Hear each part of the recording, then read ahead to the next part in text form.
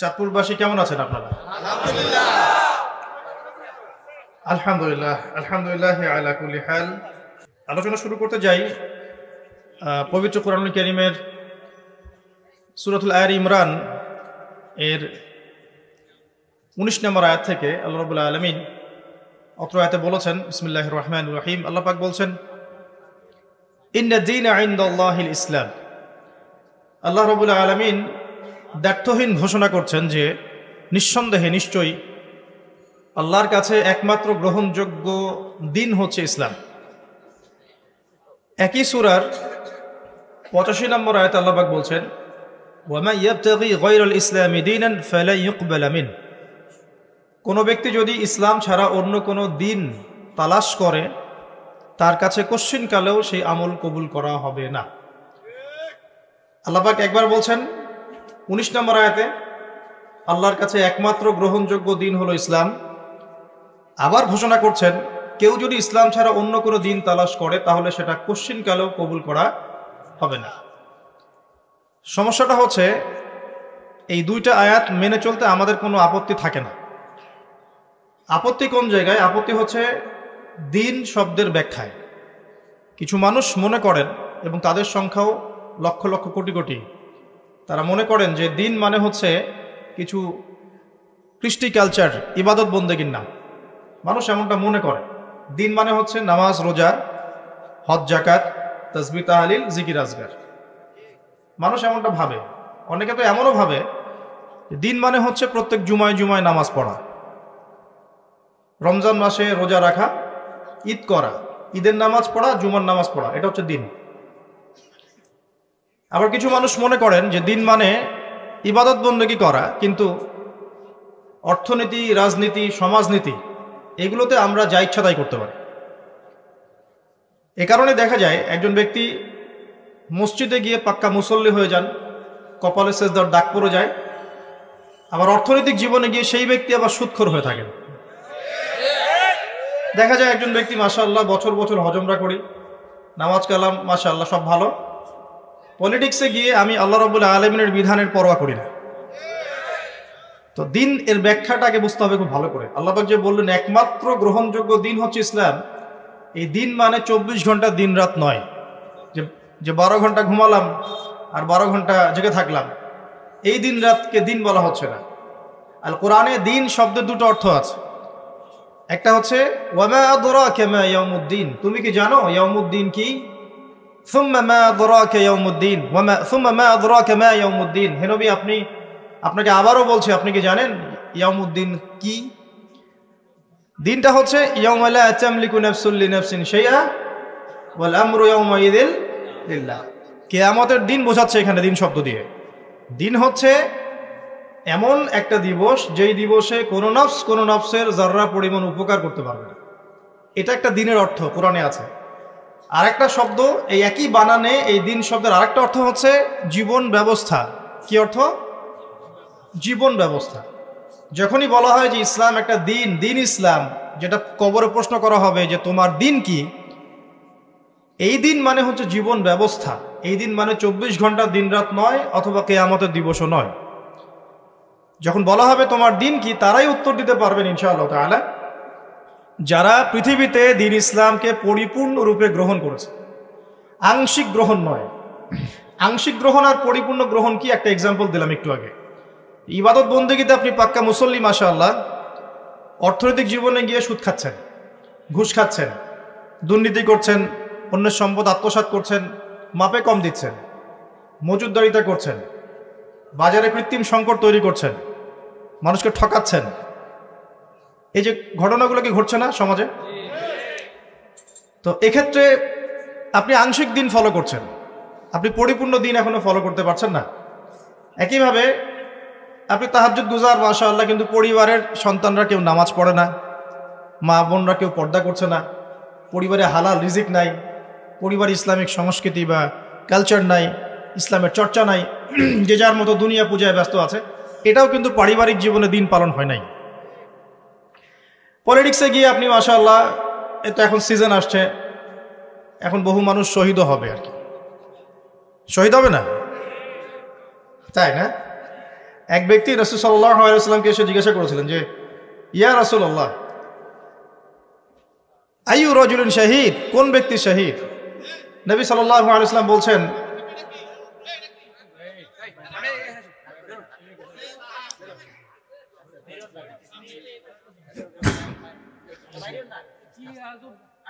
নবী সাল্লাল্লাহু আলাইহি ওয়াসাল্লাম বলছেন, দেখো, তিনি জিজ্ঞাসা করছেন যে, হে ইয়া রাসূলুল্লাহ, একজন ব্যক্তি যুদ্ধ করেছে তার বংশের জন্য। কিসের জন্য? বংশ পর্যন্ত। আর একজন ব্যক্তি যুদ্ধ করেছে তার বীরত্ব দেখানোর জন্য, সে কত বড় বীর এটা দেখানোর জন্য। আর একজন ব্যক্তি যুদ্ধ করেছে আল্লাহ রাব্বুল আলামিনের কালিমা তার জমিনে প্রতিষ্ঠার জন্য। নবী সাল্লাল্লাহু আলাইহি ওয়াসাল্লামকে সাহাবী প্রশ্ন করছেন, ইয়া রাসূলুল্লাহ, এই তিন ব্যক্তির মধ্যে কে শহীদ? নবী সাল্লাল্লাহু আলাইহি ওয়াসাল্লামের দ্ব্যর্থহীন ঘোষণা। তিনি বলছেন, যে ব্যক্তি মান কাতালা লিতাকুনা কালিমাতুল্লাহি হিয়াল উলিয়া ফাহুয়া ফি সাবিলিল্লাহ, যে ব্যক্তি আল্লাহ রাব্বুল আলামিনের জমিনে আল্লাহ পাকের কালিমা লা ইলাহা ইল্লাল্লাহ এটা প্রতিষ্ঠা করার জন্য যুদ্ধ করেছে, শহীদ হয়েছে, শুধুমাত্র সে ব্যক্তি শহীদ। এটা কার সংজ্ঞা? রাসূল সাল্লাল্লাহু আলাইহি ওয়াসাল্লামের সংজ্ঞা। তো এখন যেগুলো চলছে পশ্চিমা ধাঁচে চলছে, খোলামেলা বলা পশ্চিমা ধাঁচে, সেকুলারিজম, ডেমোক্রেসি, কমিউনিজম, যত মতবাদগুলো চলছে পলিটিক্যাল সিস্টেমগুলোর মধ্যে, এগুলো বেশিরভাগই পশ্চিমা মতবাদ। ইসলামিক যে রুলিংস এর সাথে এগুলো খুব একটা সম্পর্ক নেই। এবং এখন আমরা কি করেছি? এখন আমরা দিনকে ভাগ করে ফেলেছি। ইবাদত বন্দেগীর জীবনে আমি নামাজ, রোজা, হজ, যাকাত করব, কিন্তু অর্থনৈতিক জীবনে আমি সর্বেসর্বা, আমি যা বুঝি তাই। সমাজে গিয়ে আমি যা বুঝি তাই। পরিবারে আমি যেমন ইচ্ছা তেমন চলবো। পলিটিক্সে আমি যা ইচ্ছা তাই করব। এখানে ইসলামের ধর্মের কথা টেনে আনবেন না। টেনে আনলে আপনি মৌলবাদী হয়ে যাবেন, আর টেনে না আনলে আপনি সেকুলার। এই হচ্ছে কনসেপ্ট, খোলামেলা কনসেপ্ট চলছে। তো এখন এটা চলে আসছে বিগত 100 বছর থেকে। প্রায় আমি যতটুকু পড়াশোনা করছি 100-200 বছরের বেশি হবে না আর কি। মূলত ফরাসি বিপ্লব যেটা হয়েছে 1789-এর দিকে, 79-এর দিকে, তারপর থেকে পশ্চিমে এই বিপ্লবগুলো সংঘটিত হয়েছে। এর আগ পর্যন্ত এগুলোর অস্তিত্ব খুব একটা পাওয়া যায় না। আর ওই যে গ্রিক দর্শনের কথা বলে, গ্রিক দর্শনে অ্যারিস্টটল, প্লেটো, তারা ছিল, সক্রেটিস, তারাও ডেমোক্রেসি চর্চা করেছে। এই ডেমোক্রেসি ওই ডেমোক্রেসি সেম ছিল না। এটা নিয়ে কথা বলে আমার সাথে বসতে পারেন। এটা সেম ছিল না। ওটা ছিল একটা ক্ষুদ্র নগর রাষ্ট্রের কনসেপ্ট। এটা আব্রাহাম লিঙ্কনের কনসেপ্ট ছিল না। আর এর কিছু বিষয়ের সাথে আমাদের দ্বিমত নাই, কিন্তু কিছু বিষয়ের সাথে আমাদের দ্বিমত নাই, কিছু মৌলিক বিষয়ের সাথে ইসলামের দ্বিমত আছে। বুঝাচ্ছি।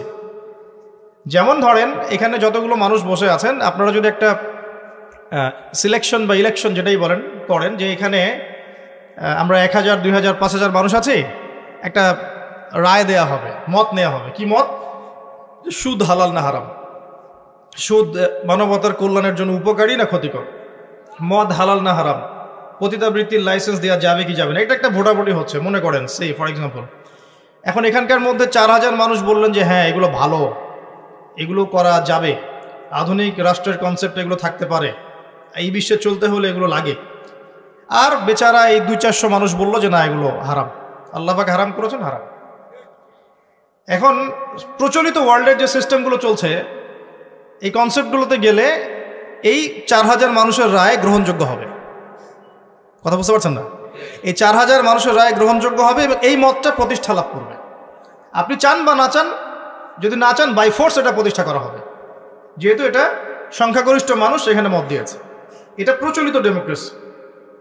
আর ইসলাম কি বলছে? ওই যে ইসলাম বলছে ওই যে 100, 200, 500 মানুষ বসে আছে বেচারা, হাবা গবা টাইপের, মুখে দাড়ি টুপি আছে, তারা বলছে না এগুলো চলবে না, এগুলো হারাম, মদ, পতিতাবৃত্তি, সুদ এগুলো চলে না, এগুলো আল্লাহ পাক হারাম করেছেন।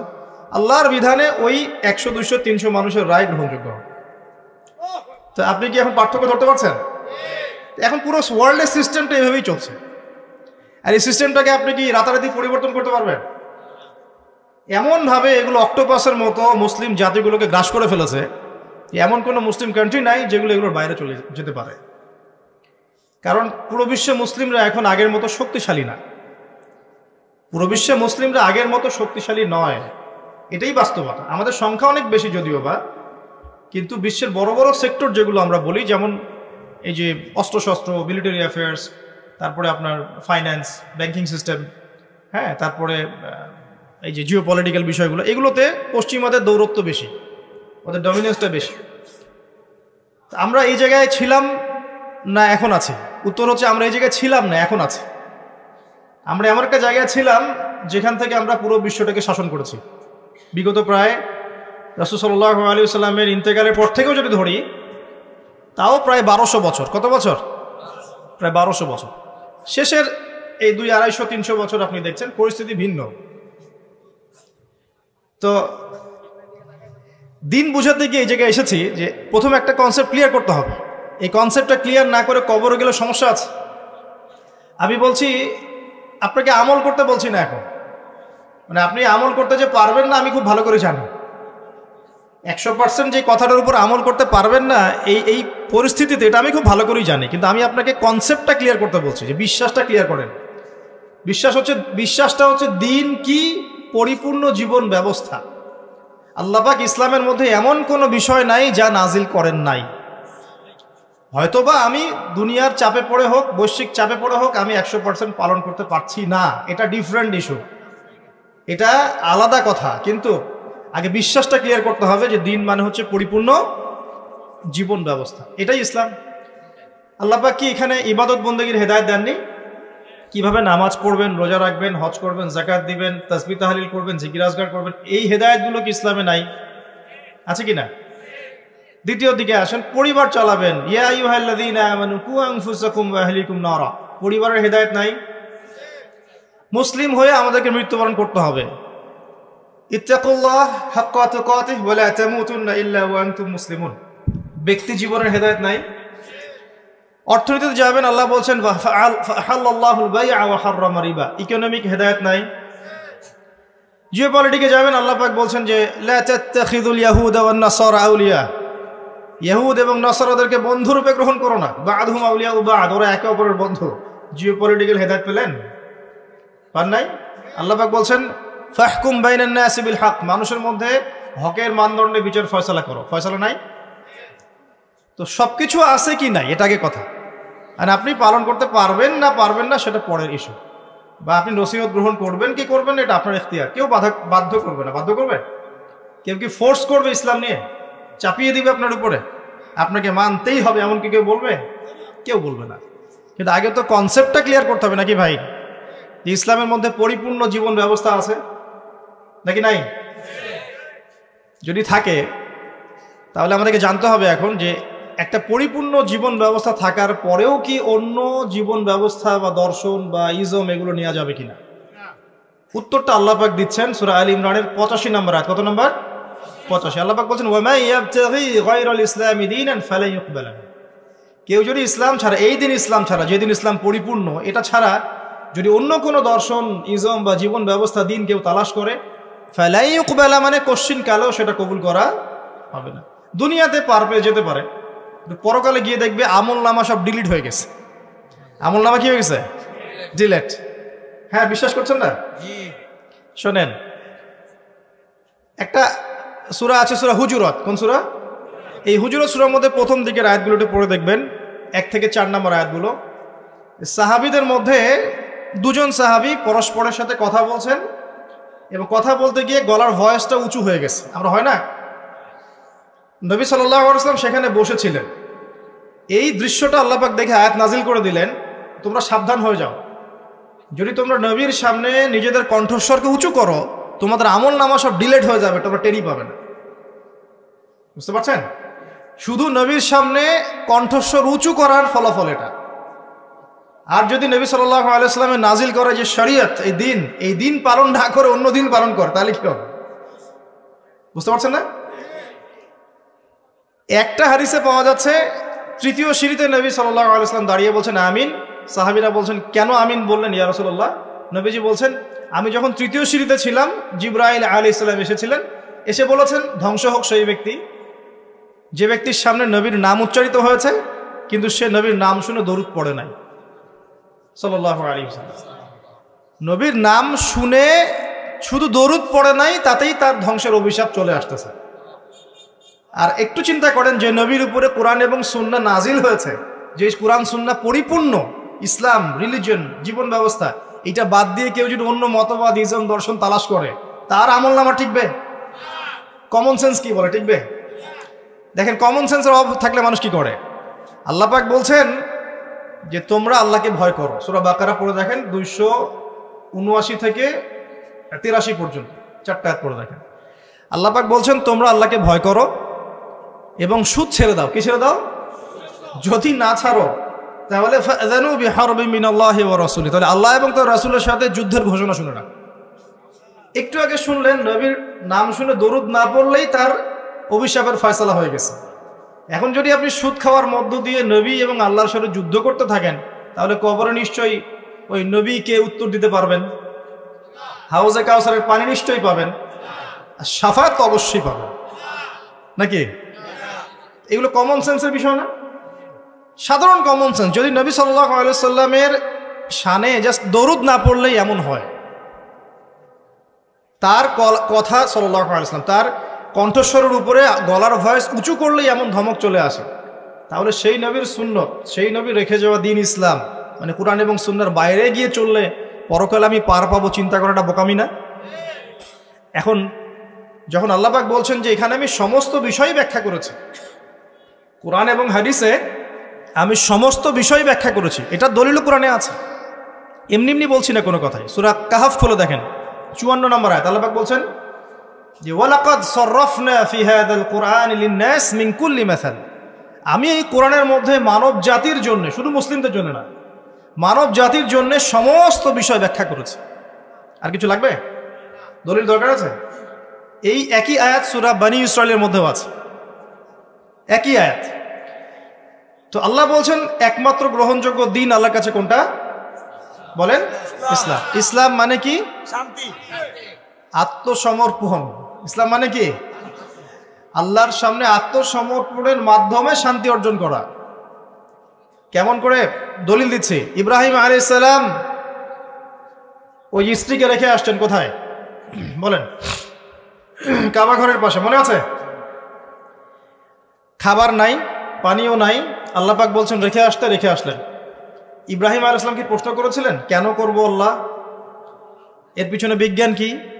এই হুকুমের পিছনে দর্শন যুক্তি কি? তিনি কি প্রশ্ন করেছেন? আল্লাহ পাক বলছেন তোমার সন্তানকে জবাই করতে হবে। সন্তানকে ডেকে বলছেন ইন্নী আরা ফিল মানামি আন্নী আসবাহুক, আমি স্বপ্নে দেখেছি আমি তোমাকে জবাই করছি, ফানদুর মাযা তারা, তোমার রায় কি আমাকে বলো। ইব্রাহিম আলাইহিস সালামকে জিজ্ঞাসা করেছেন আল্লাহ এই হুকুমের পিছনে দর্শন যুক্তি বিজ্ঞান কি? একটা মাসুম বাচ্চাকে কেন হত্যা করব? কেন বেচারাকে জবাই করব? একটা প্রশ্ন করেছেন? ইব্রাহিম সম্পর্কে আল্লাহ পাক কি বলছেন? সূরা বাকারায় চলে আসেন। আল্লাহ পাক বলছেন ইব্রাহিম তাকে যখনই কোনো বিষয়ের আদেশ করা হয়েছে, যখনই ইয ক্বালা লাহু রাব্বুহু আসলিম, যখনই তার রব তাকে বলেছেন আসলিম মানে আত্মসমর্পণ করো, ক্বালা আসলামতু লিরাব্বিল আলামিন, তিনি বলেছেন আমি জগৎসমূহের প্রতিপালক আল্লাহর সামনে আত্মসমর্পণ করলাম। একটা প্রশ্নও করেন নাই, এই যে ইসলাম, এই যে মুসলিম। আর ইব্রাহিম আলাইহিস সালামই এই জাতির নাম করেছেন কি? করেন নাই? এবার মিলাতে পারছেন? ইব্রাহিমের মতো মুসলিম হতে হলে তো সামি'না ওয়া আতা'না মানে শুনলাম মানলাম, ব্যাস এতটুকু। এখন আল্লাহ পাক বলছেন দিনটা পরিপূর্ণ, আল্লাহ বলছেন যে এই দিন ছাড়া অন্য দিন গ্রহণযোগ্য হবে না, আল্লাহ বলছেন যে তার সামনে আত্মসমর্পণ করতে, আত্মসমর্পণ করলে পরে আপনি শান্তি পাবেন ইনশাআল্লাহ। এর নাম ইসলাম মানে শান্তি। ইসলাম মানে ওই শান্তি নয়, ওই বলে কিছু মানুষ ইসলামে শুধু শুধু সৎ কাজের আদেশ, ফজিলত আর ফজিলত বলতে হবে। শুধু কি মানে ফজিলত বলাই কাজ ইসলামের? মানে সৎ কাজের আদেশ করাটাই ইসলাম, অসৎ কাজে নিষেধ করতে হবে না? সৎ কাজে আদেশ করলে তো কেউ কখনো জেল ছুলি ফাঁসির শিকার হতো না, হতো? সারা জীবন যদি ফজিলতের বয়ান করতে থাকি, সুবহানাল্লাহ বললে এত নেকি হয়, আলহামদুলিল্লাহ বললে এত নেকি হয়, আল্লাহু আকবার বললে এত নেকি হয়, কোনো বাধা বিপত্তি আসবে নাকি? আপনার নামে সমালোচনা হবে নাকি? যখন হক কথা বলা শুরু করবেন তখন সমস্যা। নবী সাল্লাল্লাহু আলাইহি ওয়াসাল্লামকে 23 বছর মার খেতে হলো কেন? দাঁত শহীদ হলো কেন? তার এই ভ্রুর নিচে এভাবে কড়া ঢুকিয়ে দেওয়া হলো কেন? উহুদের মাঠে তাকে আঘাত সহ্য করতে হলো কেন? নবী সাল্লাল্লাহু আলাইহি ওয়াসাল্লামকে সারা জীবনে 15টা গালি খেতে হয়েছে। কয়টা? সিরাত পড়েন আর রাহিকুল মাখতুম বইগুলো, এই ধরনের বইগুলো পড়ে দেখেন, 15টা গালি খেতে হয়েছে তাকে সারাদিন। আমাদের নবীজির চেয়ে ভালো কোনো মানুষ আছে নাকি? সেই মানুষকে জীবনে 15টা গালি খেতে হয়েছে। বলছে মানুষ যে আপনি হচ্ছেন কাযযাব, মিথ্যা, মহামিথ্যাবাদী। কাযযাব মানে শুধু মিথ্যাবাদী না, মহামিথ্যাবাদী। আপনি হচ্ছেন নাউযুবিল্লাহ সাহের, জাদুকর। আপনি হচ্ছেন ফারিকুল জামাত বিভক্তকারী, ঐক্য বিনষ্টকারী। বুঝতে পারছেন না কথা? আপনি বলছেন যে মাজনুন, পাগল ব্যক্তি, মাজনুন। কোরআনকে বলছে শয়তানের বাণী, নাউযুবিল্লাহ। তাকে নাকি জিন ভর করেছে, জিন ছাড়ানোর জন্য একজন এসেছিল, জিমাদ আল-আজদি তার নাম। সে খবর পেয়েছে নবী সাল্লাল্লাহু আলাইহি ওয়াসাল্লাম কোরআনের মতো কিছু বলে বেড়াচ্ছেন। তার ধারণা যে নবী সাল্লাল্লাহু আলাইহি ওয়াসাল্লামকে জিন আক্রমণ করেছে, নাউযুবিল্লাহ। সে এসে বলছে, শোনেন ঘটনাটা খুব মজার। সে এসে বলছে যে মুহাম্মদ কোথায়? মক্কায়। সবাই দেখিয়ে দিল ওই যে কাবা ঘরে বসে আছে, যাও। তিনি গিয়ে বলছেন যে আমি অনেক জিনগ্রস্ত মানুষের চিকিৎসা করেছি, আপনার কি সমস্যা একটু বলেন তো, আমি আপনার চিকিৎসা করতে আসছি। তখন নবী সাল্লাল্লাহু আলাইহি ওয়াসাল্লাম কি বললেন জানেন? তিনি বলছেন, এই যে এটা বলছেন, ইন্নাল হামদুলিল্লাহ নাহমাদুহু ওয়া নাস্তাঈনুহু মান ইয়াহদিহিল্লাহু ফালা মুদিল্লা লাহু ওয়া মান ইউদ্লিল ফালা হাদিয়া লাহু ওয়া আশহাদু আন লা ইলাহা ইল্লাল্লাহ ওয়া আশহাদু আন লা ইলাহা ইল্লাল্লাহ ওয়াহদাহু লা শারীকা লাহু ওয়া আশহাদু আন্না মুহাম্মাদান আবদুহু ওয়া রাসূলুহু আম্মা বা'দ। এই পর্যন্ত এসেছেন। এতটুকু শোনার পরে এই জিমাদ আল-আজদি তিনি বলছেন যে আচ্ছা কি বললেন আরেকবার বলেন তো। আরো একবার শোনালেন, সহিহ হাদিস। আবার বলেন দেখি, আরো একবার বলেন, আবার শুনলেন। তিনবার নবী সাল্লাল্লাহু আলাইহি ওয়াসাল্লাম এই কথাটা বললেন। কথা বলার আগে যে হামসানা পড়েছেন, কথা কিন্তু এখনো বলেন নাই, হামদ এবং সানা পড়েছেন। 3বার বলার পরে জিমাদ আল-আজদি তিনি বলছেন যে আল্লাহর কসম, আমি জীবনে বহু জিনগ্রস্ত মানুষকে দেখেছি, জাদুগ্রস্ত মানুষকে দেখেছি, কিন্তু আপনার এই যে কথাগুলো শুনে মনে হচ্ছে যে সাগরের গভীর থেকে বের হয়ে আসছে। এবং দিন তিনি কালিমা পড়ে মুসলিম হয়ে গেলেন। এটা বিখ্যাত ঘটনা, জিমাদ আল-আজদির ঘটনা। তো নবী সাল্লাল্লাহু আলাইহি ওয়াসাল্লাম সবচেয়ে পবিত্র চরিত্রের মানুষ হওয়া সত্ত্বেও তাকে জীবনে 15টা গালি খেতে হয়েছে। আমি আরো পড়েছি, স্টাডি করেছি, দেখেছি তাকে প্রায় 16 বার হত্যার চেষ্টা করা হয়েছে। কতবার? প্রায় 16 বার। মক্কা মদিনা উভয় ক্ষেত্রেই। মক্কার তো নির্যাতন আপনারা জানেনই, গলার মধ্যে চাদর পেঁচিয়ে দেওয়া হয়েছে, পিঠের উপর উটের নাড়ি ভুড়ি চাপিয়ে দেওয়া হয়েছে, হয় না? একজন থুতুও দিতে চেষ্টা করেছিল নবী সাল্লাল্লাহু আলাইহি ওয়াসাল্লামকে। আল্লাহ নবী তখন বদদোয়া করেছিলেন একটা, যে আল্লাহ তোমার জাহান্নামে যে কুকুরগুলো আছে এর মধ্যে একটা কুকুরকে এর পিছনে লেলিয়ে দিও। এরপরে কি হয়েছিল, বহু বছর পরে এই ব্যক্তি সিরিয়ার দিকে গিয়েছে সফর করতে। হঠাৎ রাত্রেবেলা দেখে যে তার তাঁবুর বাইরে বাঘ হাজির, একটা নেকড়ে বাঘ। কোত্থেকে আসলে কেউ বলতে পারে না। এবং এর হাতেই তার খালাস, একবারে শেষ। তো আবার একদিন যখন তিনি নামাজ পড়ছেন, উটের নাড়ি ভুড়ি চাপিয়ে দেওয়া হলো। নবী সাল্লাল্লাহু আলাইহি ওয়াসাল্লাম হাত তুলে দোয়া করলেন। দোয়া করে বলেন, আল্লাহ এই যে আবু জাহাল, নাম উল্লেখ করে আবু জাহাল, আল্লাহ যে উতবা, যে সাইবা, যে রাবিয়া, এদের নামগুলো মেনশন করে আল্লাহ তুমি এদেরকে দেখে নিও। যতজনের নামে বদদোয়া করেছেন সবার লাশ বদরের কূপে পাওয়া গেছে। যতজনের নাম ধরে তিনি বদদোয়া করেছেন সবার লাশ 10 বছর পর বদরের যুদ্ধে কূপের মধ্যে পড়েছিল। একটু আগে বলেছিলাম না নবী সাল্লাল্লাহু আলাইহি ওয়াসাল্লামের বদদোয়া। আর আমরা যারা সারা জীবন অতিবাহিত করছি, দিনের কোনো ফিকিরই নাই, দিন পালনের কোনো ফিকির নাই, নামাজ না আছে, পর্দা না, জাকাত না, ইসলামিক অর্থনীতি না, ইসলামিক পরিবার না, ইসলামিক রাষ্ট্র গড়ার কোনো চিন্তা ভাবনা, কিছুই নাই। তাহলে আমাদের কি হবে আল্লাহ ভালো জানেন। প্রিয় ভাইরা, 16 বার তাকে হত্যা করার চেষ্টা করা হয়েছে, এটা আমি পেয়েছি।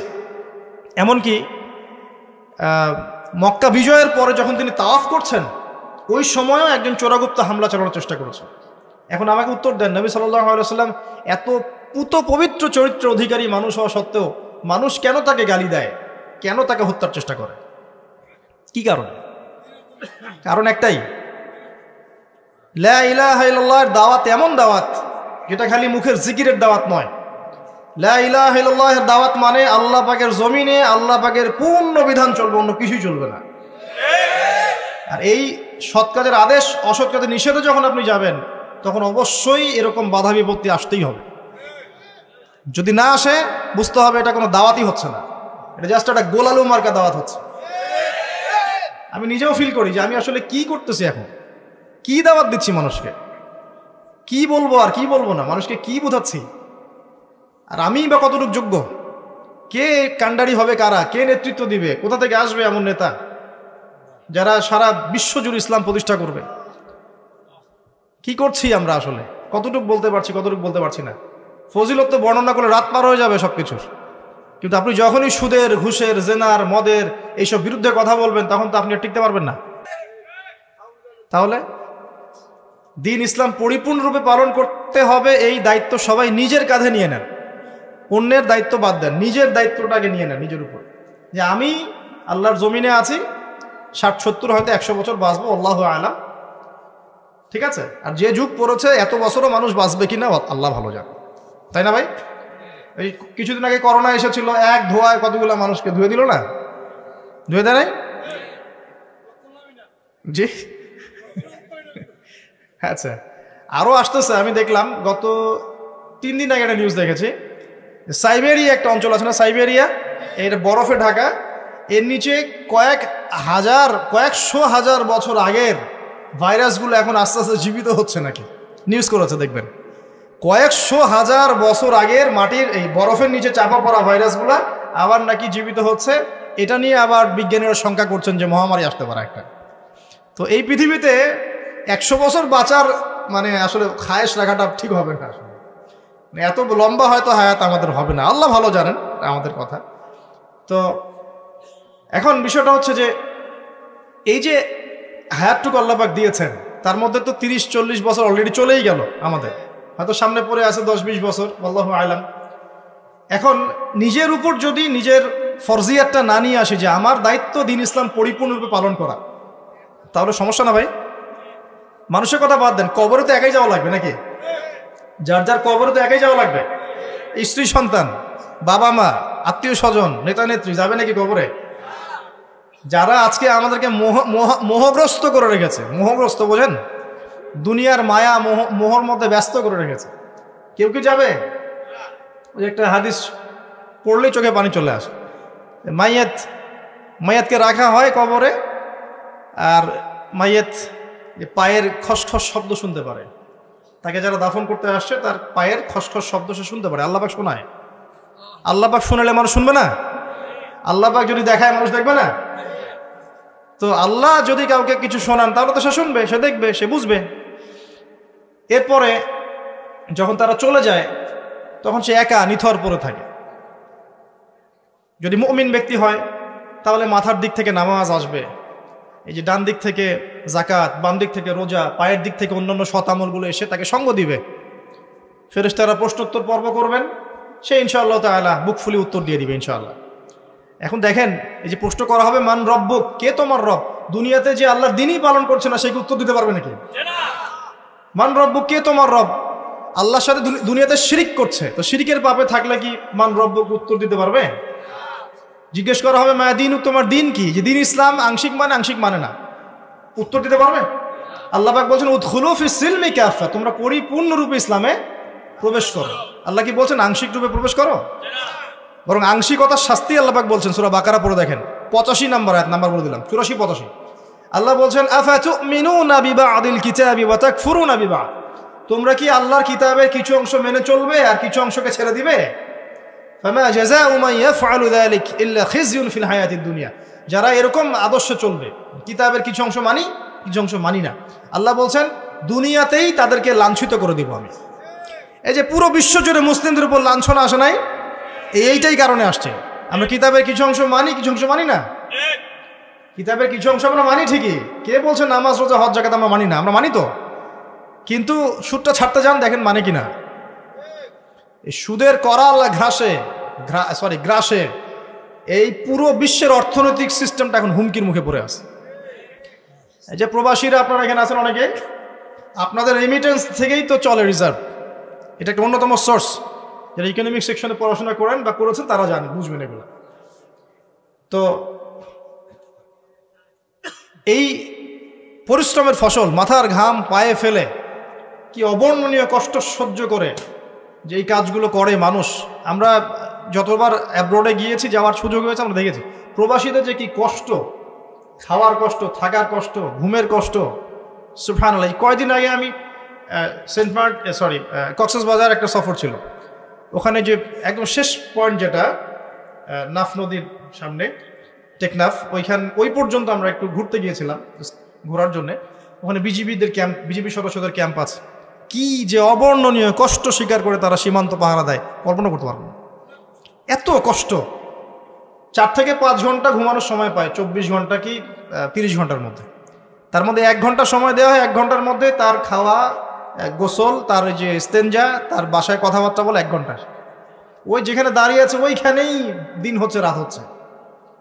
তো খুব ভালোবাসে তারা আমাকে, আলহামদুলিল্লাহ। আমাকে বলছে যে আপনার লেকচার শুনি মাশাআল্লাহ, তো আমাদের কষ্টের কথাগুলো একটু বললেন মানুষকে। তো বললাম যে আপনাদের কষ্টের কথা মানুষকে বললে মানুষ বুঝবে না। কখন বুঝবে? যখন তাদেরকে ওই জায়গায় দাঁড় করা দেওয়া হয়। যারা উপরে আছে ওদেরকে একবার করে ডিউটি দেওয়াবেন, তাহলে বুঝবে যে কষ্ট কাকে বলে। বুঝতে পারেন নাই? সেনাবাহিনীর সদস্যদের যে কষ্ট, এগুলো আপনারা বুঝবেন না। পুলিশ প্রশাসনের ভাইরা আছে না, যে কষ্ট করে, এই কষ্টগুলো মানুষ আসলে কি জন্য করছি আমরা এখন? উত্তর কি? যদি এই কষ্টের উদ্দেশ্য হয় শুধুই দুনিয়া, তাহলে এই কষ্ট দুনিয়াতেই শেষ হয়ে যাবে। আর যদি এই কষ্টের উদ্দেশ্য হয় দুনিয়া এবং পরকাল, যে আমি এর সাথে দিনের স্বার্থ জড়িত থাকে, প্রত্যেকটা সেকেন্ড আপনি নাকি পাবেন ইনশাআল্লাহ। একটা হাদিস এসেছিল, ওনাদেরকে শোনাইছে হাদিসটা, যে একটা হাদিস এসেছে যে মুসলিম রাষ্ট্রের সীমান্ত পাহারা দেওয়ার জন্য যারা এভাবে বিনিদ্র রজনী কাটায়, তারা এই যে তাহাজ্জুদ গোজার, সওম পালনকারীদের সমান নেকি পায়। এবং ওই অবস্থা যদি ইন্তেকাল হয়ে যায়, শহীদ হয়ে যাবে ইনশাআল্লাহ। তো দেখেন ভাই, এই যে পরিপূর্ণ জীবন ব্যবস্থার কথা বলছি, প্রবাসীদের কথা থেকে এখানে আসছিলাম, যে তাদের যে কষ্ট, আমরা দোয়া করি যে আল্লাহ পাক তাদের যেন কষ্টগুলো লাঘব করে দেন এবং তাদের পরিবারগুলোকে আল্লাহ পাক যেন ইসলামিক পরিবার রূপে কবুল করেন। অনেক সময় দেখা যায় যে প্রবাসের স্বামী এদিকে বাসায় স্ত্রী পরকীয়া করতেছে, দেখেন নাই? কত ঘটনা এরকম ঘটতেছে। তো এরকম নিমক হারাম মহিলাদের সাথে সংসার করবেন না। সুন্দর মতো বসবেন, বসে সেপারেট করে দিবেন। এসব নিয়ে চলার কোনো মানে হয় না। তো আপনি প্রবাসে গিয়ে মাথার ঘাম পায়ে ফেলে রেমিটেন্স পাঠান, টাকা পাঠান, আপনার টাকা দিয়ে পরিবার চলে, সমাজ কল্যাণমূলক কাজ হয়, দেশের জিডিপি বাড়ে, রিজার্ভ বাড়ে। আপনার পরিবারের বউ এসে এই কাজ করবে? শান্তভাবে বসে চুপচাপ ছেড়ে দিন, দরকার নেই। দুনিয়াতে একটা শিক্ষা নিয়েছি, দুনিয়ার শিক্ষা হচ্ছে দুষ্ট গরুর চেয়ে শূন্য গোল অনেক ভালো। দুষ্ট গরুর চাইতে শূন্য গোল অনেক ভালো। আর মানুষ যখন আল্লাহকে পেয়ে যায়, হ্যাঁ, মানুষ যখন আল্লাহকে পেয়ে যায়, তখন সে দুনিয়ার আসল বাস্তবতা বুঝতে পারে, দুনিয়া কি জিনিস। আলী রাদিয়াল্লাহু আনহুর একটা বই পড়ছিলাম, উনার যে মানে দর্শনগুলা, উনার যে মানে চিন্তাভাবনাগুলো, উনার কিছু লেখা ছিল, কিন্তু এগুলো সব জায়গায় আসে নাই। এই বইগুলো সবাই পায় না, কিন্তু রেয়ার বই। তো ওখানে দুনিয়ার এক্সাম্পল দিচ্ছেন উনি বলছেন দুনিয়া এমন জায়গা যেখানে কেউ যদি ডুব দেয়, সমুদ্রে ডুব দেওয়ার মতো জাস্ট ডুব দেয়, তাহলে তার আমল, যত নেক আমল, সব আমল কমে আসবে। এটা কিন্তু বাস্তব। দুনিয়াতে ডুব দিবেন আপনি, দেখবেন আপনার নেক আমলগুলো কমে আসতেছে। তিনি বলছেন দুনিয়া হচ্ছে সাপের মতো। কেমন? সাপের মতো। ধরতে নাকি খুব সফট লাগে, ধরতে খুব স্পর্শ করতে সফট মনে হয়, কিন্তু এর বিষ যদি একবার ঢুকে দেয় শরীরে, আর রেহাই নাই। কথাগুলোর গভীরতা অনেক বেশি। এক জায়গায় লিখছেন উনি যে আমি 2 শ্রেণীর মানুষকে নিয়ে খুব সমস্যা আছে। এক শ্রেণী হচ্ছে যারা জাহেল আবেদ, মানে ইবাদত করে, অনেক ইবাদত করে কিন্তু জাহেল, জ্ঞান নাই কিন্তু ইবাদত করে, এদেরকে নিয়ে আমি খুব সমস্যা আছে। আর এক শ্রেণী হচ্ছে যারা ব্যক্তিত্বহীন আলেম, এদেরকে নিয়ে আমি সমস্যা আছে। আলেম কিন্তু কোনো ব্যক্তিত্ব নাই, এই জন্য মানুষ তার কাছে আসে না, দূরে সরে যায়। ব্যক্তিত্বহীনতার কারণে অনেক আলেম থেকে মানুষ দূরে সরে যায়, কিন্তু একজন আলেম যদি ব্যক্তিত্বশীল হয়, মানুষ তার কাছে আসে। খেয়াল করে দেখবেন। তো উনি বলছেন আমি এই 2 শ্রেণীর মানুষকে নিয়ে সমস্যা আছে। আর পড়তে শুরু করলে মনে হয় যে পড়তেই থাকি। বলছেন যে আমি অনেক জায়গায় ঘুরলাম, অনেক কিছু দেখলাম, শুনলাম, বুঝলাম, শেষে গিয়ে বুঝলাম যে মানুষ শুধু স্বার্থের জন্যই মানুষের কাছে থাকে। বলছে কথা, তিনি বলছেন তুমি যদি ভালোবাসাকে বাড়াতে চাও তাহলে মানুষের সাথে খুব বেশি মেলামেশা করতে যাও, একটু কম মেলামেশা করো, একটু দূরত্বে থাকো, তোমাকে মানুষ ভালোবাসবে। আর তুমি যদি খুব বেশি ডুব দাও না, তখন তোমার মূল্য আর ব্যক্তিত্ব নষ্ট হয়ে যাবে। এক একটা কথা কতগুলো বলে শেষ করব, অনেক আছে। এক পর্যায়ে তিনি ফাতিমা রাদিয়াল্লাহু আনহার যে ইন্তেকাল, এই ইন্তেকালকে নিয়েও দুটো লাইন লিখেছেন। এই লাইনগুলো পড়তে গিয়ে চোখ দিয়ে পানি চলে আসছে। তিনি বলছেন, তোমাকে কতদিন দেখি না, কতদিন ছুঁয়ে দেখি না, কতদিন তোমার কাছে যাই না। সবাই বলে তুমি আমার থেকে দূরে, কিন্তু সত্যি কথা হচ্ছে তুমি আমার কলিজার ভিতরে আছো। এমন করে লিখেছেন ফাতিমা রাদিয়াল্লাহু আনহা সম্পর্কে। হে আমার প্রিয়তমা, তোমাকে কতদিন দেখি না, তোমার চেহারা কতদিন দেখি না, তোমাকে কতদিন ছুঁইতে পারি না। হ্যাঁ, সবাই বলে তুমি আমার থেকে দূরে চলে গেছো, কিন্তু আমি জানি তুমি আমার কলিজার বক্ষ পিঞ্জরে আছো, লিখেছে কবিতা। তো আপনারা একটু পড়াশোনা করবেন। স্পেশালি আমি আপনাদের এনকারেজ করি যে চার খলিফার জীবনী অবশ্যই পড়বেন। চার খলিফার জীবনী পড়বেন, সাহাবীদের জীবনী পড়বেন। তারা কিভাবে দিন শিখেছেন, বুঝেছেন, পালন করেছেন, প্রচার করেছেন, দিনের জন্য কত ত্যাগ স্বীকার করেছেন, এগুলো পড়বেন। আমি খুব রিকোয়েস্ট করি আপনাদেরকে যে আপনারা ইতিহাস পড়বেন। রাসূল সাল্লাল্লাহু আলাইহি ওয়াসাল্লামের জীবনী থেকে শুরু করে একদম অটোমান এম্পায়ার পর্যন্ত ইতিহাসগুলো পড়ে দেখেন, কিভাবে ইসলাম আজকে এই জায়গায় আসছে আপনি চিন্তাই করতে পারবেন। কত চড়াই উতরাই পেরিয়ে যে ইসলাম আজকে এই জায়গায় আসছে আপনি চিন্তাই করতে পারবেন। প্রিয় ভাইরা, আমাদের নবীজি সবচেয়ে ভালো মানুষ হওয়া সত্ত্বেও তাকে কিন্তু গালি খেতে হয়েছে এবং হত্যার চেষ্টাও করা হয়েছে। মনে রাখবেন, শুধু সৎ কাজের আদেশ করার নাম ইসলাম নয়, শুধু আংশিক বিষয় পালন করার নাম ইসলাম নয়, অসৎ কাজের নিষেধের নামও ইসলাম, এবং আল্লাহ নিষেধগুলো ছেড়ে দেওয়ার নামও ইসলাম। আল্লাহ পাক এটাই বলছেন সূরা বাকারা 84-85-তে, তোমরা কি কিতাবের কিছু অংশ মানো, কিছু অংশ মানো না। ফামা জাযাউ মা ইয়াফআলু যালিকা ইল্লা খিযুন ফিল হায়াতিদ দুনিয়া, দুনিয়াতেই আমি লাঞ্ছিত করে দেব এমন অপরাধ করলে। ইয়াউমাল কিয়ামা ইউরাদ্দুনা ইলা আশাদ্দিল আযাব, কিয়ামতের মাঠে সবচেয়ে যন্ত্রণাদায়ক শাস্তি এদেরকে দেওয়া হবে। কাদেরকে? যারা কিতাবের কিছু অংশকে মানি, কিছু অংশ মানি না। পারি না পারি, আগে আকীদা পরিষ্কার রাখবো যে ইসলামে প্রত্যেকটা বিষয়ের হেদায়েত আছে, এটাই চূড়ান্ত দিন, এর বাইরে কোনো দিন আল্লাহর কাছে গ্রহণযোগ্য হবে না। কেউ চর্চা করলে তা কশ্চিনকালও কবুল করা হবে না। এবার আসেন, এর ভিত্তি কি? এর ভিত্তি হচ্ছে দুইটা। কয়টা? দুইটা। দুইটা থেকে আরো দুইটা এসেছে, এই দুইটা হচ্ছে মূল। নবী সাল্লাল্লাহু আলাইহি ওয়াসাল্লাম বলছেন, তারাকতু ফিকুম আমরাইন, আমি তোমাদের মাঝে রেখে গেলাম মাত্র দুটো বস্তু। কয়টা বস্তু? দুটা বস্তু। লান তাদিল্লু মা তামাসসাকতুম বিহিমা, তোমরা কশ্চিনকালেও পথভ্রষ্ট হবে না যতদিন পর্যন্ত এই দুটাকে আঁকড়ে ধরে থাকবে। কোন দুটা? এক নাম্বার আল কিতাবুল্লাহ, আল্লাহর কিতাব। দুই নাম্বার ওয়া সুন্নাতে নবীহি, তার নবীর সুন্নত।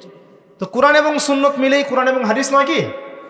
আচ্ছা, এখন আমাদের সামনে নবীজি নাই, আমাদের সামনে সাহাবায়ে কেরাম নেই, আমাদের সামনে তাবে তাবেঈন, চার ইমাম কেউই নাই, ওলামায়ে কেরাম আছেন, আর আমাদের সামনে আছে কোরআন এবং হাদিসের কিতাবগুলো। এই তো ইসলাম আমরা দেখছি, তাই না? এর বাইরে তো আমরা দেখতে পাচ্ছি না।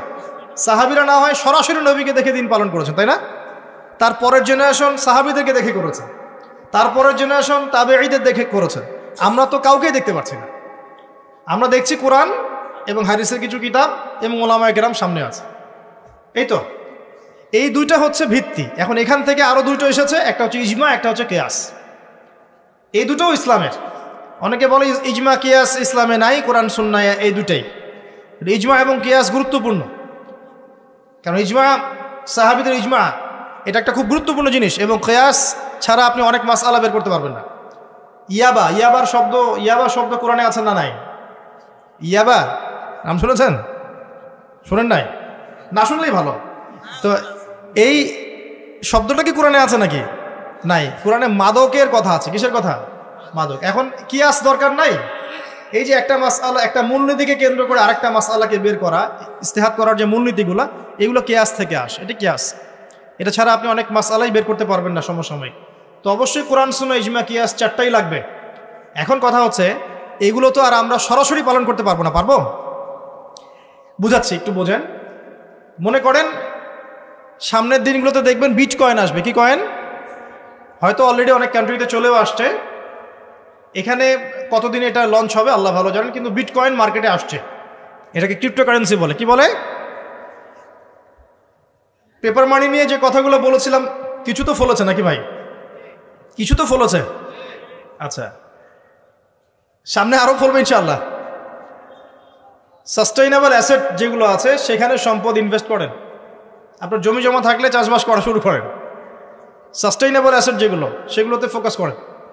এমন কোনো জায়গায় অনেক বেশি সম্পদ ইনভেস্ট করে দিয়েন না যেটা পরে আপনার মানে পথে বসার কারণ না হয়ে যায় আবার। তো ক্রিপ্টোকারেন্সি মনে করেন চলে আসছে, এখন আপনি বোঝেন না ক্রিপ্টোকারেন্সি কী জিনিস, সেটা হালাল না হারাম, এটা জায়েজ না জায়েজ, এগুলো মাসালা কি সবাই জানে? জানে কি? এটার জন্য কোরআন সুন্নাহর জ্ঞান লাগবে, ইকোনমিক্সের জ্ঞান লাগবে না, পড়াশোনা লাগবে। এখন সরাসরি কোরআন এবং হাদিসের বইগুলো চর্চা করে আপনি কি এর সমাধান বের করতে পারবেন কি না? পারবেন? আপনার কি সেই জ্ঞান আছে, যোগ্যতা আছে? আর সেই যোগ্যতা কি সবার আছে? অল্প কিছু মানুষের থাকতে পারে, যারা ওলামায়ে কেরাম তাদের এই যোগ্যতা, তাদের মধ্যেও হয়তো কিছু মানুষের নাও থাকতে পারে না, কিন্তু বরেণ্য ওলামায়ে কেরাম যারা, তাদের মাঝে এগুলো থাকবে ইনশাআল্লাহ। এখন আপনি কি করবেন? কোরআন সুন্নাহকে পালন করার স্বার্থে ওলামায়ে কেরামের দ্বারস্থ হবেন এবং তাদের কাছে মাসলা মাসাইলগুলো জেনে নেবেন। তাহলে আপনি একা একা চর্চা করে বিভ্রান্ত হওয়ার সুযোগ থাকবে না। এই বিষয়টা খেয়াল রাখবেন। এখন নতুন কিছু ফিতনা আসছে যে কিছু মানুষ, সবাই না, অল্প কিছু মানুষ কোরআন সুন্নাহ নিজে নিজে পড়াশোনা করেই সব কিছুর সমাধান বের করতে চাচ্ছে। এটা ঠিক না। সব কিছুর সমাধান বের করতে হলে মুস্তাহিদ হতে হবে, আর সবাই মুস্তাহিদ হতে পারবে না। সবাই কি আবু হানিফা রাহিমাহুল্লাহ হতে পারবে নাকি? সবাই কি ইমাম শাফিঈ হবে নাকি? সবাই কি আহমদ বিন হাম্বল হতে পারবে? সবাই কি ইমাম মালিক হতে পারবে? পারবে না। অতএব জ্ঞান চর্চার স্বার্থে, দিন পালনের স্বার্থেই ওলামায়ে কেরামের দ্বারস্থ হতে হবে, হকপন্থী ওলামায়ে কেরাম। এমন ওলামায়ে কেরামের কাছে আবার যায় না যার সকালে চা খাওয়ার সময় একটা ফতোয়া থাকে, বিকেলবেলা একটা মাইর খায়, রাত্রে ফতোয়া আবার উল্টা যায়। এই জায়গায় আবার যায় না, তাহলে সমস্যা। ঠিক আছে? তো আল্লাহ পাক আমাদের বরেণ্য ওলামায়ে কেরামদেরকে হেফাজত করুন, দোয়া করি, এবং তাদের নেক হায়াতে বরকত দান করুন, এবং তাদের মাধ্যমে দিনের আরো বড় বড় খেদমত আঞ্জাম দেওয়ার তৌফিক আল্লাহ পাক দান করুন। এবং যুব সমাজকে রিকোয়েস্ট করবো, আপনারা ডিটাচড হয়ে থাকবেন না, ওলামায়ে কেরাম থেকে ডিটাচড হয়ে আপনারা দিন পালন করতে যাবেন না, তাদের সাথে সম্পর্ক রেখেই দিন পালন করবেন ইনশাআল্লাহ তাআলা। আল্লাহ সহজ করুক। এখন এই ভিত্তি পেয়ে গেলাম, এবার শেষ করার আগে আমি মূলনীতিগুলো বলে শেষ করছি। এই মূলনীতি কি ইসলামের? শোনেন, এই জায়গাটা একটু ভালো করে শোনেন। নবী সাল্লাল্লাহু আলাইহি ওয়াসাল্লাম বসে আছেন মসজিদে, একজন ব্যক্তি আসলেন, ব্যক্তির গায়ে ধবধবে সাদা জামা, চুলগুলো কুচকুচে কালো, এবং তাকে মদিনার কেউ চিনে না। লা ইউরা আলাইহি আসারুস সাফর, তার গায়ে সফরের কোনো চিহ্ন দেখা যাচ্ছে না। তিনি আসলেন, এসে নবী সাল্লাল্লাহু আলাইহি ওয়াসাল্লামের হাঁটুর সাথে হাঁটু লাগিয়ে দিয়ে বসে পড়লেন। বসে নবীজিকে 4টা প্রশ্ন করলেন। কয়টা প্রশ্ন? 4টা। তার মধ্যে প্রথমটা হচ্ছে আখবিরনি আনিল ইসলাম, হে মুহাম্মদ সাল্লাল্লাহু আলাইহি ওয়াসাল্লাম, আমাকে ইসলাম সম্পর্কে বলো, যে ইসলাম কি, ইসলাম কি জিনিস, ইসলামের ব্যাখ্যা কি, সংজ্ঞা কি? নবীজি বলছেন সাল্লাল্লাহু আলাইহি ওয়াসাল্লাম, আর ইসলাম হচ্ছে আন তাশহাদা লা ইলাহা ইল্লাল্লাহ, তুমি সাক্ষ্য দিবে যে আল্লাহ ছাড়া কোনো ইলাহ নাই, ওয়া আন্না মুহাম্মাদান আবদুহু ওয়া রাসূলুহু, এবং মুহাম্মদ সাল্লাল্লাহু আলাইহি ওয়াসাল্লাম আল্লাহর বান্দা এবং রাসূল। এটা 1 নাম্বার ইসলামের ভিত্তি। এটা নাম্বার 1 হলো কালিমা। কালিমার মধ্যে 2টা অংশ। কয়টা অংশ? একটা হচ্ছে লা ইলাহা ইল্লাল্লাহ, মানে আল্লাহ পাকের তাওহীদ ছাড়া অন্য কোনো কিছু চলবে না। 2 নাম্বার হচ্ছে মুহাম্মদুর রাসূলুল্লাহ, মানে নবীর সুন্নাত ছাড়া অন্য কোনো সুন্নাত চলবে না। সিম্পল। লা ইলাহা ইল্লাল্লাহ মানে আল্লাহ ছাড়া কিছুই নাই, মানে আল্লাহ ছাড়া কোনো রিজিক দাতা নাই, কোনো পালনকর্তা নাই, কোনো সন্তান দাতা নাই, কোনো জীবন দাতা নাই, কোনো মৃত্যু দাতা নাই, কোনো বিধান দাতা নাই, আল্লাহ ছাড়া কিছুই নাই। মানে আল্লাহ পাকই সব, আল্লাহ থেকে সব হয়। নাকি অন্য কোনো ইলাহ আছে? আস্তাগফিরুল্লাহ, অন্য কোনো ইলাহ আছে? নাই। তো এটা হচ্ছে শিরক মুক্ত তাওহীদের স্টেটমেন্ট। লা ইলাহা ইল্লাল্লাহ মানে শিরক মুক্ত তাওহীদ। শুধু এটা মুখের জিকির না, পালন করে দেখাতে হবে। যদি ইবাদত বন্দেগীতে আপনি আল্লাহর দাসত্ব করেন, সেজদা দেন, আল্লাহকে সেজদা দেন, ইবাদতে লা ইলাহা ইল্লাল্লাহ ঠিক আছে, অর্থনীতিতে গিয়ে আপনি সুদ খাচ্ছেন, আল্লাহর বিধান মানছেন না, ওখানে লা ইলাহা ইল্লাল্লাহ ঠিক নাই।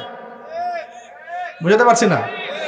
জীবনের সব ক্ষেত্রেই লা ইলাহা ইল্লাল্লাহ আনতে হবে, তারপরে তো হবে লা ইলাহা ইল্লাল্লাহর কায়েম। নাহলে তো হইল না কিছু।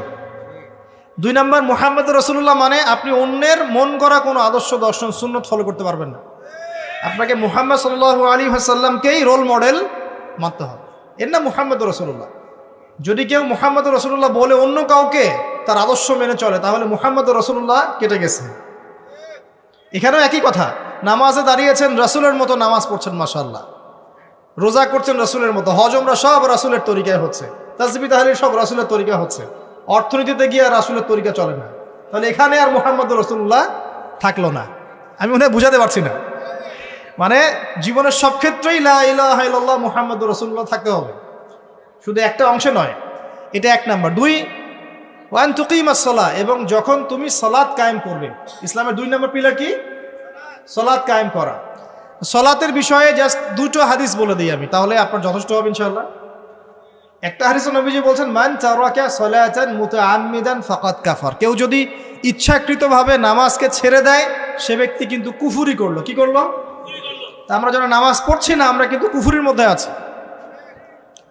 মুয়াজ বিন জাবাল রাদিয়াল্লাহু আনহু নবীজি বলছেন, মান তারাকা সালাতান মুতাআম্মিদান ফাকাদ বারিআত মিন জিম্মাতিল্লাহ, কেউ যদি নামাজ ছেড়ে দেয়, ফরজ নামাজ তার উপর ছেড়ে দেয়, ত্যাগ করে, সে ব্যক্তি আল্লাহ জিম্মাদারি থেকে মুক্ত হয়ে গেল। আল্লাহ জিম্মাদারি নাই তার উপরে, আল্লাহ পাকের কোনো রেসপন্সিবিলিটি নাই তার উপরে, আর আল্লাহ ছেড়ে দিয়েছেন তাকে, যাও। একটা হাদিস আছে, বাইনা রাজুলি ওয়া বাইনা শিরকি ওয়াল কুফরি তারকুস সালাহ, একজন আল্লাহর বান্দা আর একজন কাফের মুশরিকের মাঝে পার্থক্যই নামাজ। নামাজ নাই, ইসলাম নাই। শুধু আইওয়াশ শোডাউন দিয়ে কিচ্ছু হবে না ভাই, 5 ওয়াক্ত নামাজ আগে ঠিকঠাক মতো পড়তে হবে। পড়তে হবে না ভাই? আমাদের যুব সমাজ এখন রাত 3:30টায় খেলা দেখতে ওঠে, তাহাজ্জুদে ওঠার সুযোগ হচ্ছে না, ফুরসত হচ্ছে না। 3:30 4টা হলেও উঠতে হবে, অ্যালার্ম দিয়ে রাখবে, আর্জেন্টিনার খেলা আছে। কিন্তু আর 1 ঘন্টা পরে ফজরের নামাজ, ওই খেলা দেখি ঘুম, ফজরের নামাজ না।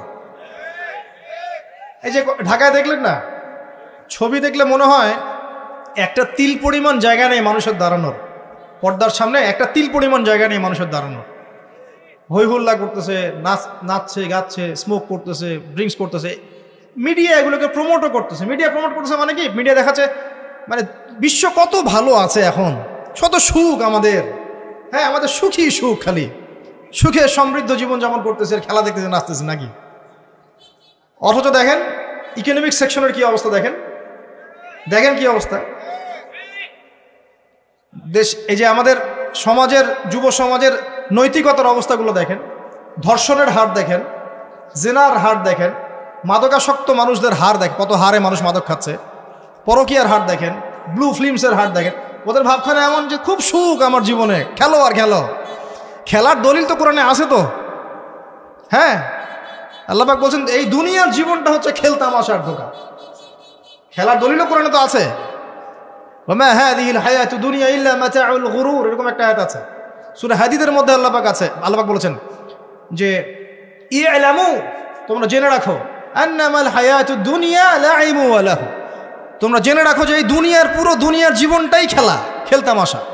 ওয়া লাহু, ঠাট্টা, হাসি ঠাট্টা, মানে এটা কি বলে বাংলা দিয়ে, ভ্রম, ভ্রম, মায়া, মোহ, ভ্রম। তোমরা জেনে রাখো দুনিয়ার জীবনটা খেলা, খেল তামাশা, ভ্রম, মিছে মায়া। ই'লামু আন্নামাল হায়াতুদ দুনিয়া লাইবু ওয়া লাহু ওয়া জিনাতু ওয়া তাফাখুরুম বাইনাকুম ওয়া তাকাসুর, এবং দুনিয়ার জীবন হচ্ছে একে অপরের সাথে প্রাচুর্যের প্রতিযোগিতা। এগুলা আল্লাহ পাক বলছেন। তো খেলার দলিল তো কোরআনেও পাওয়া যাচ্ছে না? দুনিয়ার জীবনটাকে আল্লাহ বলছেন ওমা হাযিহিল হায়াতুদ দুনিয়া ইল্লা মাতাউল গুরুর, পুরো দুনিয়ার জীবনটাই হচ্ছে মাতাউল গুরুর, প্রতারণা, ধোঁকা, মরিচিকা ছাড়া কিছুই না। আর প্রমোট করা হয় যে বিউটি কন্টেস্ট হচ্ছে, মনে হচ্ছে কত সুখ আমাদের, হ্যাঁ মেয়েরা একদম অর্ধনগ্ন নগ্ন হয়ে ফ্যাশন শো করছে, প্রমোট করছে, দেখো এগুলো সবাই কি সুন্দর জিনিস, কত সুখ, কত সুখে আছি আমরা। খেলতেছে মানুষ, দেখো ব্রাজিল আর্জেন্টিনা খেলা হচ্ছে, কত সাপোর্টার, কত সুখ, কত মজা, কত লাজ্জাত দুনিয়াতে, হ্যাঁ মানে কি প্রমোট করতেছে দেখেন। মানে রিয়েলিটি, একটা কথা বলেছি অনেক লেকচারে যে এই ফিতনাময় যুগ, দাজ্জালের যে যুগটা হবে না, ওই যুগে বাস্তবতা আর ভিজুয়াল ওয়ার্ল্ড হবে আকাশ পাতাল পার্থক্য। মানে যা আপনি দেখবেন সেটা সত্য না, ভিতরের বিষয়টা সত্য, যেটা আপনি দেখতে পাচ্ছেন না। যা আপনি দেখবেন সেটা সত্য না, যা সত্য তা আপনি দেখতে পাচ্ছেন না। এটা হবে দাজ্জালের যুগ। কেমন? খিদিরের মতো। নৌকা ফুটা করলেন কেন? সন্তান হত্যা করলেন কেন? বাচ্চা হত্যা করলেন কেন? আর এই যে দেয়াল নির্মাণ করলেন কেন? 3টা ক্ষেত্রে মুসা আলাইহিস সালাম ভেটো দিচ্ছেন, খিদির আলাইহিস সালাম বলছেন যে এর পিছনে কারণ আছে। কারণ আছে না? দাজ্জালের যুগটা এমন হবে, বাহ্যিকভাবে যে এটা দেখছেন চোখ দিয়ে এটা সত্য নয়, ভিতরে যেটা আছে ওটা সত্য। ভিতরটা সবাই দেখতে পারবে না, দেখতে হলে খিদির হতে হবে।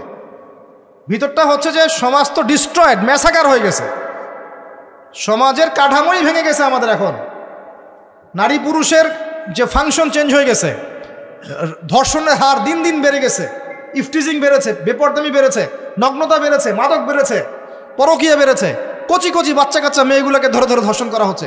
সমাজের কাঠামোই চেঞ্জ হয়ে গেছে।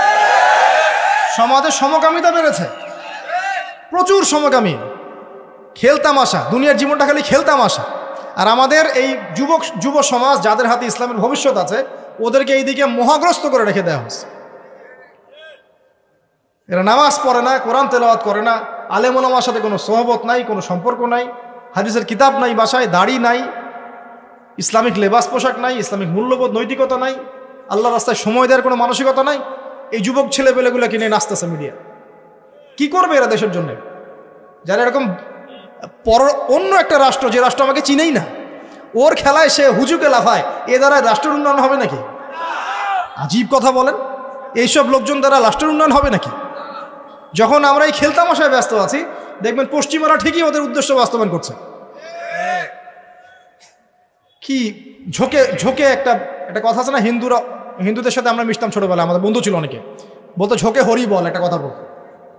ঝোঁকে ঝরে বক পরে ফকিরের কেরামতি বলে একটা কথা আছে না, মানে হুজুকে মাথা আবেগে ভাসতেছে মানুষ। কি আশ্চর্য একটা অবস্থা, কি আশ্চর্য! মানে এত সুখে আছি আমরা, এতই সুখ, খাবার, পানি, বাসস্থান, বেকারত্ব, কত সমস্যা নিয়ে ভুগতেছি আমরা, এতই সুখ যে বিশ্বকাপে নাচতে হবে আমাদেরকে। আবার এটাকে মুসলিম কান্ট্রির মধ্য দিয়ে জায়েজ করে নেওয়ার একটা পায়তারা চলছে এখন। আয়োজন করেছে এক মুসলিম কান্ট্রি, খেলেছে আর এক মুসলিম কান্ট্রি। হ্যাঁ, এমন এটাকে দলিল নিয়ে এসে এটাকে জায়েজ করার একটা টেন্ডেন্সি চলছে এখন, ফাইজলামি শুরু করছে।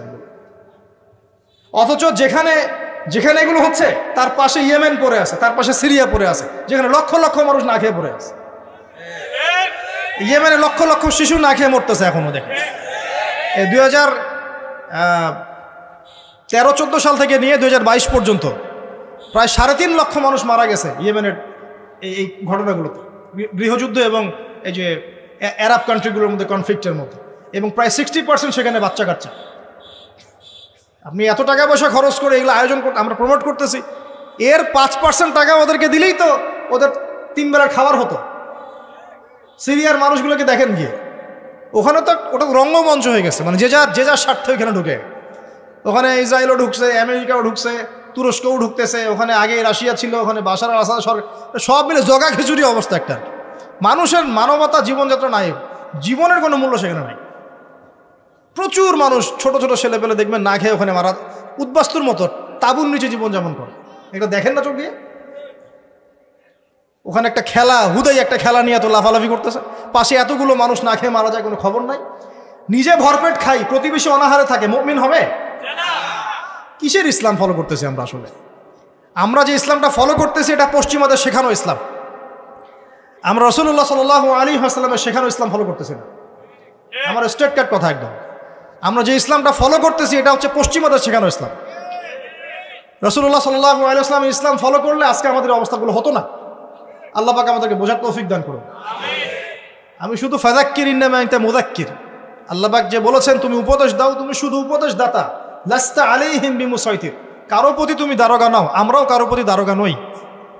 কিন্তু পুরো বিশ্বের প্রেক্ষাপটটাকে কোরআন সুন্নাহ দিয়ে ব্যাখ্যা করার দায়িত্ব আমাদের। কেউ গ্রহণ করলে করবে, না করলে করবে না। তার কবরে সে যাবে, আমার কবরে আমি যাব, সিম্পল, শেষ। এটা সত্যটা স্পষ্ট করতে হবে। প্রিয় ভাইয়েরা, পরিপূর্ণ দিন পালন করে যুবকদেরকে বলবো, দেখুন শেষ করার আগে বলে দেই, নামাজ ছাইরেন না, লা ইলাহা ইল্লাল্লাহর উপর থাকেন, মুহাম্মদুর রাসূলুল্লাহ, নামাজ ছাইরেন না। আপনার উপরে অনেক দায়িত্ব আছে, উম্মতে মুহাম্মাদির অনেক জিম্মাদারি আপনার কাঁধে আছে। নিজেকে চিনতে শেখেন। আপনি 8-10টা বিধর্মীদের মতো নন, আপনি একজন মুসলিম যুবক, আপনার উপরে অনেক দায়িত্ব আছে। আপনাকে আল্লাহ পাক ওই খেলায় বাঁশি বাজানো আর রং তামাশা করার জন্য সৃষ্টি করেন নাই। আর এই বিষয়ে আমি আপনার চেয়ে একটু হলেও বেশি বুঝবো, কারণ আমরা জানি এর ভিতরের গল্পগুলো কি। এখানে বড় একটা জুয়া থাকে, জুয়া, এখানে পুরো বড় একটা বিজনেস এবং জুয়া থাকে, যেটা আপনারা বুঝবেন না। তো এই জন্য আপনাদেরকে আল্লাহ পাক সৃষ্টি করেন নাই। নিজেকে চিনতে শেখেন। আপনি কে? আয়নার সামনে দাঁড়ান। আপনি একজন মুসলিম যুবক, আপনার অনেক দায়িত্ব আছে।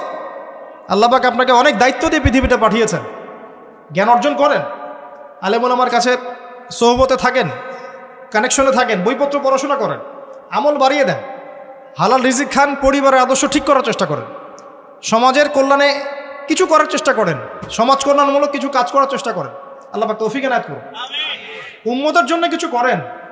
উম্মতের জন্য করার মানুষ এখন খুব বেশি নাই, কিন্তু এখন সেই যুগ না যে যুগে উমর রাদিয়াল্লাহু আনহু যুগ চলছে এবং সারা বিশ্বে মুসলিমরা একদম দাপটের সাথে জীবনযাপন করছে। এখন সেই যুগ না, তো সবার দায়িত্ব আছে। তো নিজেকে চিনতে শেখেন প্রিয় ভাই। আল্লাহ পাক তৌফিক এনায়েত করুন। এরপরে জাকাতের কথা আছে। জাকাত ইসলামিক অর্থনীতির ভিত্তি। জাকাত যখন ফরজ হয়ে যাবে অবশ্যই আমরা দেওয়ার চেষ্টা করবো ইনশাআল্লাহ তাআলা। রমজান মাসে সাওমের কথা আছে। রমজান মাস সামনে আসছে, মার্চ মাসে ইনশাআল্লাহ। রমজান আসার আগেই কোরআন পুরো একদম তেলাওয়াত করা শিখে নেবেন। পুরো রমজানে কোরআন তেলাওয়াত চলবে ইনশাআল্লাহ। আল্লাহ তৌফিক দান করুন। এবং শেষে আছে হজ। যদি আপনি সামর্থ্যবান হন তখন হজ করবেন।